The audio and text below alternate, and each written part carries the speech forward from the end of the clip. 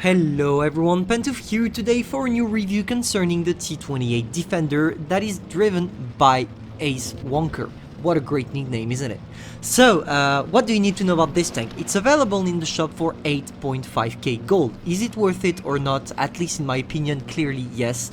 And I'm glad Wargaming is changing their policy. At least they allow people to get the tank for gold and for, in my opinion, a cheaper price than the current tank worth. So that's nice, that's nice. Now let's talk about the pros and the cons.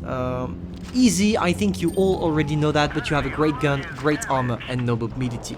That's the point of this tank, but at least it's better than its current Tech 3 counterpart, because with this one you can actually have a burst and also you are a bit faster.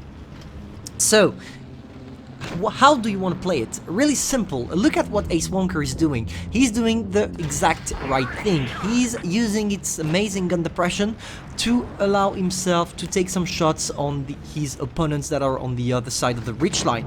Also, one thing that is important to know with this tank, you're not immune to gold shells. Probably not a lot of tanks are able to penetrate you without a gold shell at tier 7 or tier 8, especially if they only see your turret, because it's quite hard. If you shoot the gun mantlet, for example, you really need to be able to shoot the turret cheeks. But if they are not using gold, you can bounce them quite easily. But you need to I want to remind you one thing. It's an American tank, therefore you need to stay straight in front of your opponent because your sides are so weak. With this tank, your sides are extremely weak, so really be careful about that. Always stay in front of your opponent. That's the same thing as, for example, the, how is it called? The M6 XP. Same. So now, let's see how our fella Ace Wonker is playing it. For now, he didn't do any mistakes. He's going on the ridge line, trying to use his gun depression to allow himself to get shots while artificially increasing his armor, because of course you are a bit inclined when you're on top of the hill like that. And he's supporting his team. He didn't he didn't go for you know, the position of tankers and TDs etc. that are camping so hard. No, he stayed straight in front of everybody. He's really facing, and that's exactly how you want to play your T28 prototype. You have armor, guys, use it, don't camp. You have armor, please, if you can, go in, because you are gonna bounce a lot of shells, and all the shells you are gonna bounce are shells that are not gonna increase the damage of your enemies or even reduce the number of guys you have in your team, because it's better to have a lost shell than a penetrating one, especially when it comes to enemies. So now, look at how he's playing. He's really paying attention to the map and to everybody surrounding him. That's great. It shows that this guy really knows how to play and has a lot of skill.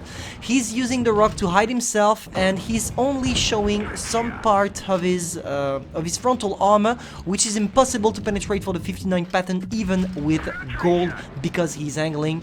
Now that he unleashed the beast with the 7-second burst between shells, he's just gonna retreat and wait for his reload. He only have to deal with the 30, 75 and the 59 pattern, and the 59 pattern is a one-shot. No problem. Of course he doesn't want to go on the SU-152. He needs to kill the mediums first, because that's your weakness with this tank. You are gonna be extremely easily circled. That's why when you can, always focus mediums or lights, especially when you're in this kind of situation where you clearly need to avoid keeping them alive. And that's exactly what he did. Instead of going on the SU-152 by crossing the bridge, because you never know, if the SU-152 uses gold with 250 millimeters of penetration, probably can go through the turret cheeks of the T28 Defender. That's why I decided, hey, you know what? I'm a one-shot for the SU, so maybe I need to first kill all the mediums to avoid being flanked. And now he only has to deal with the SU. And look at this move. That's the greatest move ever from this game. He's blocking the SU. He has a turret. He uses it. The SU can turn, even if he was with gold. He can turn, which allows him to just destroy the SU and win the game. That was amazing. 5.6k damage. Truly an amazing game, and it totally deserved it. He really played it well.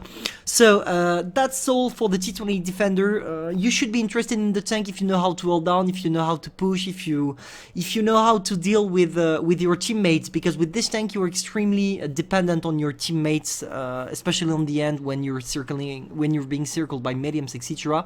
But I hope I convinced you that this tank is great. See ya, guys.